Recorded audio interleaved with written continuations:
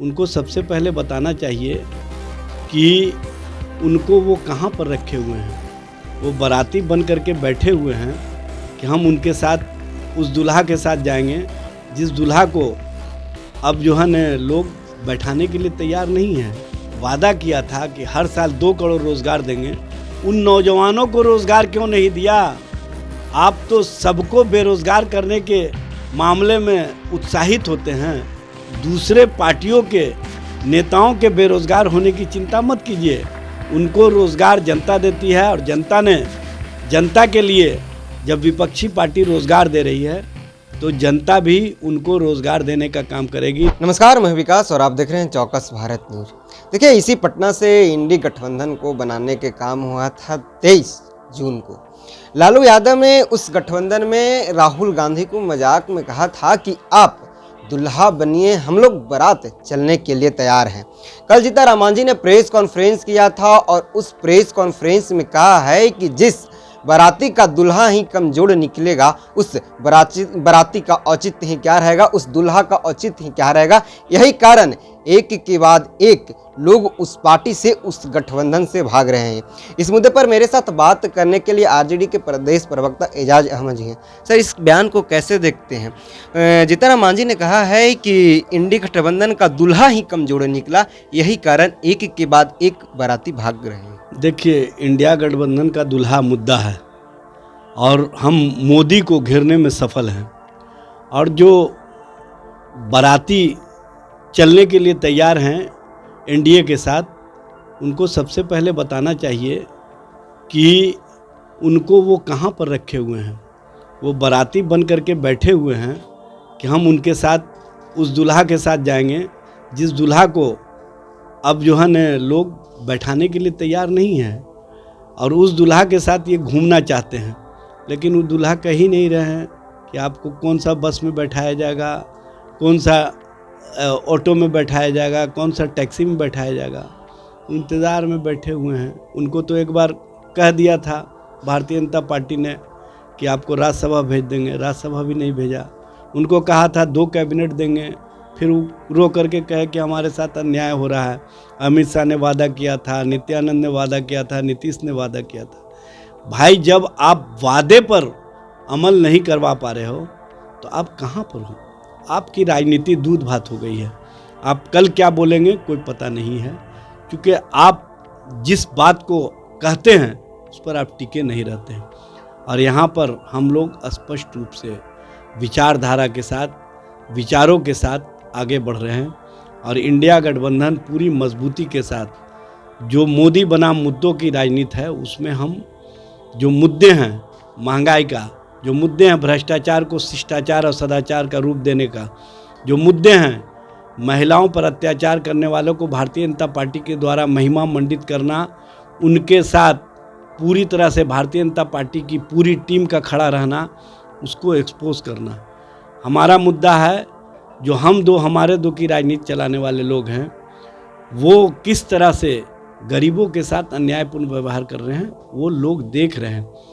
इन्होंने वादा किया था कि हम गरीबों के साथ ईमानदारी से काम करेंगे, गरीबों के लिए ईमानदारी से खड़े रहेंगे। अगर हम इस मामले में पीछे हुए तो हम झोला उठा के चल देंगे। लेकिन अफसोस की बात है कि झोला वो तो नहीं उठाए, अपने फ़ोटो वाला झोला 80 करोड़ जनता के हाथों में थमा दिए हैं। और 2 किलो गेहूं और 2 किलो चावल के लिए लोग लाइनें में खड़े रहते हैं। आपने भारत की जो सोच है, भारत की जो कहीं ना कहीं जनता का जो आवाज़ है, उस आवाज़ को 2 किलो गेहूं और 2 किलो चावल के लाइन में खड़ा करके उनकी सोच को समाप्त कर दिया। सर, आप बेरोजगारी के बात करें तो बीजेपी की ओर से सर बेरोजगारी का एक अलग फॉर्मूला तय किया गया है। उन्होंने कहा कि छत्तीसगढ़ में उनको हम बेरोजगार किया, राजस्थान में बेरोजगार किया, उत्तर प्रदेश में बेरोजगार किया और अब बिहार में बेरोजगार कर दिए। तो दर्द होगा ना भाई कि बेरोजगारी तो बढ़ गई है।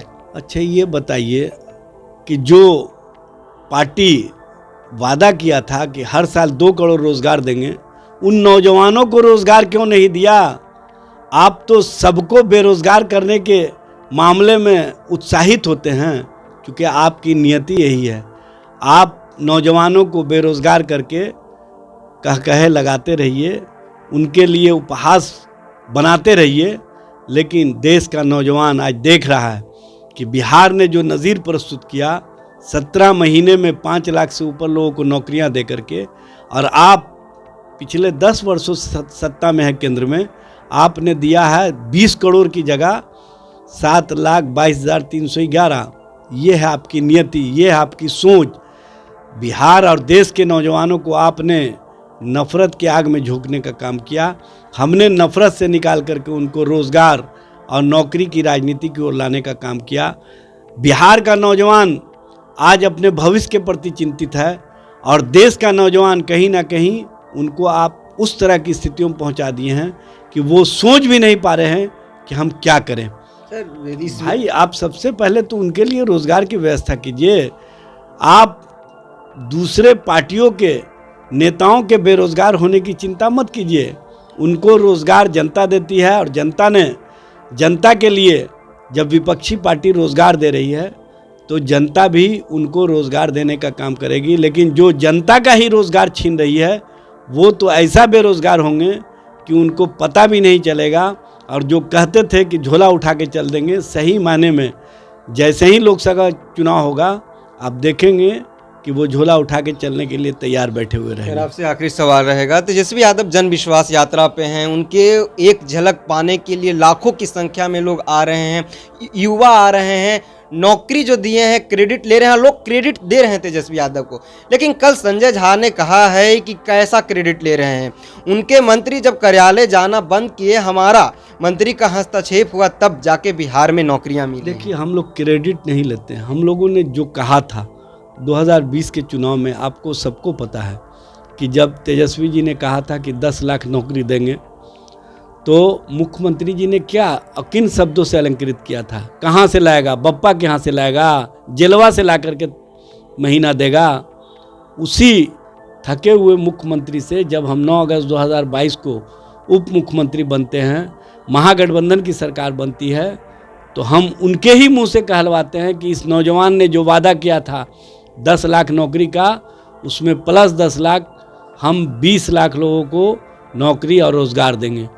तो आप जब कहा करते थे कि बप्पा के यहाँ से लाएगा, उसी के मुंह से नौजवान की तारीफ और नौजवान के नेतृत्व की सोच के साथ कहीं ना कहीं चलने के लिए तैयार, ये स्पष्ट करता है कि हमने जो कहा वो करके दिखाया।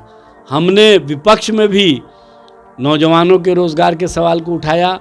हमने सत्ता में आकर के उन नौजवानों को रोज़गार दे करके उनके भविष्य को संवारा, उनके चेहरे पर मुस्कुराहट लाया, उनको जीने का तरीका बताया।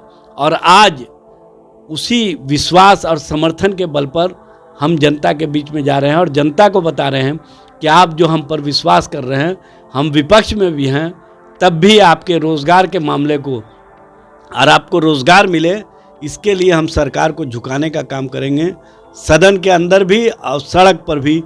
और आपका इसी तरह से विश्वास और समर्थन रहा तो 2024 में जो लोकसभा का चुनाव होगा, उसके बाद जो लोग 2 करोड़ रोज़गार का वादा किया करते थे वो लोग तो नहीं दे पाए, लेकिन हमारी सरकार आएगी तो जिस तरह से बिहार में हमने नौकरी और रोज़गार दिया है, उसी तरह से केंद्र से भी नौकरी और रोज़गार देने का काम करेंगे। बहुत बहुत धन्यवाद। आप सुन रहे थे आरजेडी के प्रबुद्ध प्रवक्ता एजाज अहमद जी। इन्होंने साफ तौर पे कहा कि 2024 में जब हमारी सरकार आएगी तो देश में भी नौकरी देने के काम करेंगे और इससे ज़्यादा देंगे।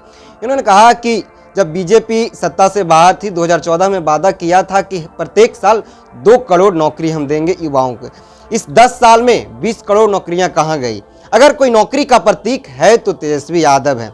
अब देखा भी जा रहा है, तेजस्वी यादव जन विश्वास यात्रा कर रहे हैं, लोगों के बीच जा रहे हैं, अपने 17 महीना में किए हुए काम को गिनवा रहे हैं। लोग मान रहे हैं कि हाँ, तेजस्वी यादव ही नौकरी देने का असली प्रतीक है। बहरहाल इस खबर में इतना ही। इसी तरह के तमाम खबर को देखने के लिए देखते रहिए चौकस भारत न्यूज़। धन्यवाद।